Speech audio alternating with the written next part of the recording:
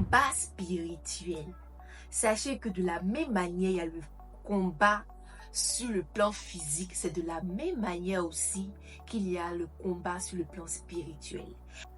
Alors aujourd'hui, mes élites, nous allons aborder un sujet très important qui est le combat spirituel et nous avons besoin des âmes qui nous aideront plus ou moins à rester toujours victorieuses. Et cet enseignement-là, je vais essayer de parcourir un peu partout. Bon, je n'ai pas exagéré, aller au-delà de mon cercle d'influence. Je veux que c'est un sujet qui n'est pas forcément abordé par la plupart des gens. Et l'enseignement me vient plus ou moins de mon père spirituel, le pasteur Yannick Diati. Voilà, donc j'ai décidé de pouvoir partager aussi avec vous quelques enseignements-là qui m'ont été inspirés.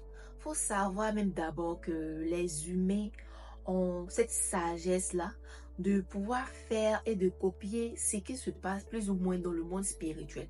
Est-ce que tu vois bien, avant d'aller en guerre, les gens prennent d'abord le temps de pouvoir s'équiper. On prend l'exemple de ce qui se passe actuellement avec la Russie et l'Ukraine.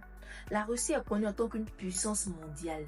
Elle ne s'est pas levée comme ça pour aller faire une guerre en Ukraine, sachant même que l'Ukraine pourra l'écraser en une seconde. Mais elle a pris le temps de s'équiper avec des drones, avec des chars, avec tout ce qu'il y a. Sachez que aussi c'est la même chose qui se passe dans le monde spirituel. Nos âmes que nous avons ne sont pas charnelles, elles sont puissantes par la vertu de Dieu. On le dit dans le livre de Galates 5, verset 22, je crois bien, car le fruit de l'esprit, c'est l'amour, la joie, la paix, la patience, la bonté, la bénignité, la fidélité, la douceur, la tempérance et l'amour. Aujourd'hui, nous allons parler de l'amour. C'est la première qualité ou la première vertu que j'aimerais qu'on puisse utiliser face à un type de combat spirituel là.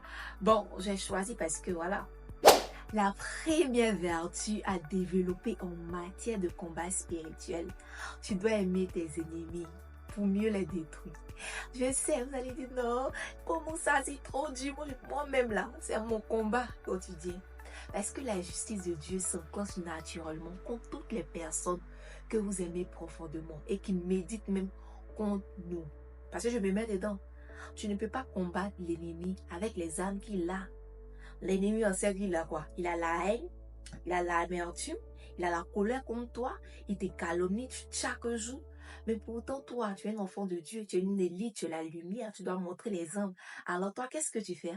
Tu donnes l'amour. L'amour que tu as pour les personnes qui te détestent sera un jugement pour elles. Tu fais tous tes efforts pour ne pas les critiquer en public, en privé, ne pas les insulter, ne pas les haïr. Parce que la justice de Dieu se manifestera en ta faveur. Si tu réponds comme lui, tu annules directement l'action de Dieu dans tes batailles plus ou moins. Moi, quand j'ai appris ça, franchement, je suis tombée des nuits. J'ai dit, mais attends, cette vie-là n'est vraiment pas facile. Cette vie-là n'est pas facile du tout.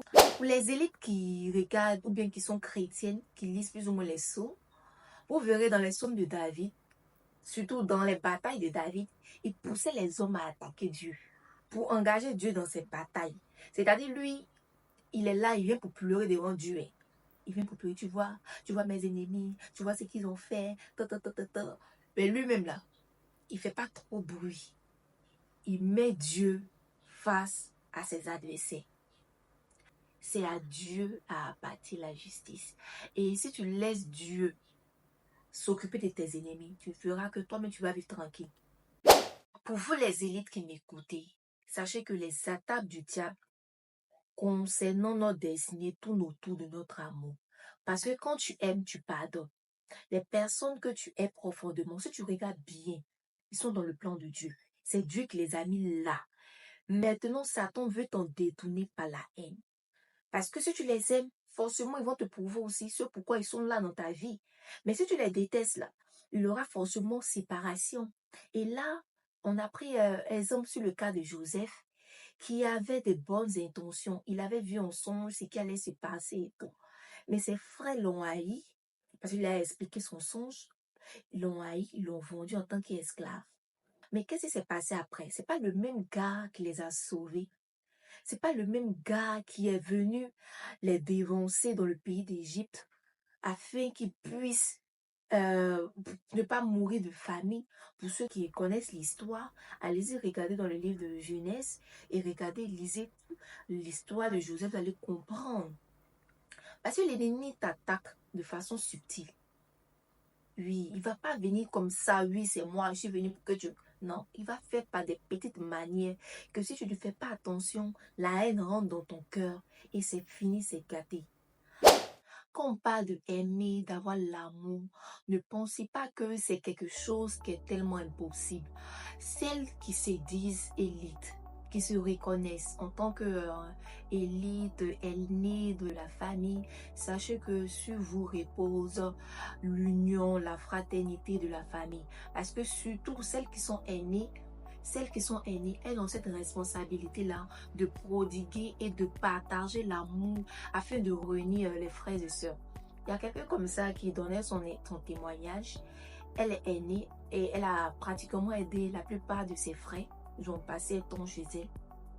Et il y a eu une situation qui est arrivée dans la famille et que ça a disloqué. Donc elle, la grande, elle s'est fâchée, elle est restée dans son coin. Et les petits, chacun est resté dans son coin. Mais ils ont vu au fil du temps que ça ne les a pas grandis, ça ne les a pas fait évoluer.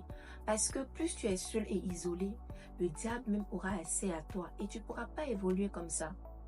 Donc c'est comme, le message était rentré dans son cœur et elle a appelé ses frères.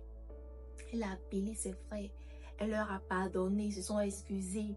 Ils ont dit, ah, parce que toi, tu es l'aîné, tu es notre grand sœur, tu es notre yaya. On avait eu peur de t'approcher, de te demander pardon.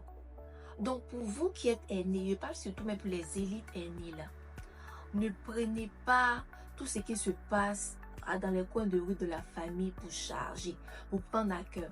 Moi, je me parle, je suis dans ce message parce que moi aussi, je suis aînée de 7 enfants. Quand je regarde, au fait, je me dis, Seigneur, j'ai cette responsabilité-là de pouvoir toujours prodiguer des conseils et de nous réunir, peu importe ce qui va arriver. Il ne faudrait pas que la famille soit disloquée. Et c'est l'amour, cette vertu-là qui pourra nous aider à pouvoir être à la hauteur. Donc j'aimerais inviter chaque élite ici afin de pouvoir prendre conscience de savoir que si ça a été écrit dans la Bible, sachez que c'est faisable et que nous aurons besoin d'utiliser cette arme-là face à certaines situations données. L'amour se manifeste en donnant. Parce que la Bible dit, il y a plus de bonheur à donner qu'à recevoir. Et pour ces élites-là qui sont plus ou moins aisées, bon, je ne dirais pas aisées de se aiser, mais si tu vois que tu as quand même cette petite aisance-là, tu ne dépends pas de quelqu'un pour pouvoir vivre, tu as quelque chose qui rentre à la fin du mois, essaie quand même de faire alliance avec Dieu pour dire, ah Seigneur, tu m'as donné ce que j'ai aujourd'hui, je veux en retour montrer ou démontrer mon amour. Parce que c'est une vertu, c'est une âme. Donc, je décide par exemple de prendre en charge tel frère. Ou je décide par exemple d'aider tel parent ou tel parent. Je t'assure, si tu prends cela à cœur, tu demandes la grâce à Dieu de le faire. Élite, quand tu reviendras, on te donne 2 maximum 5 ans. Quand tu reviendras, tu ne redeviendras plus celle que tu étais auparavant. Parce que Dieu t'aura surclassé. Parce qu'à celui qui en a, on en donnera plus. Parce que tu as prouvé que tu es digne de confiance et que tu as l'amour du prochain. Tu ne penses pas seulement à toi. Parce que si vous observez dans les familles qui sont solidaires, les familles qui s'entraident, les familles que quand l'autre est au plus bas point, on le tire vers le haut. Si tu remarques bien dans cette famille-là, tout le monde a réussi. Tout le monde a une position. Mais si tu regardes les familles où ça c'est un seul seulement qui a réussi et celui qui a réussi, il est à quelque part là-bas, il s'en fout des autres. La plupart de ces familles-là, les autres là sont juste en bas comme ça, personne ne s'en sort. Donc tu peux changer cela, élite, grâce à ta vertu qui est l'amour. Recherchez l'amour Enfin, nous voici à la fin de cette vidéo. Merci à tous ces élites qui ont suivi jusqu'ici. Je crois que cette série d'enseignements est une pépite. Reste jusqu'à la fin de cette série. Ne te fais pas raconter parce que je crois que on se donnera simplement rendez-vous dans quelques années et nos vies ne seront plus jamais la même. C'était moi, votre humble servante MD. Mettez les commentaires les gens, oui, parce que j'aime ça. J'aime vous lire, j'aime vous écouter. On se retrouve dans une prochaine vidéo.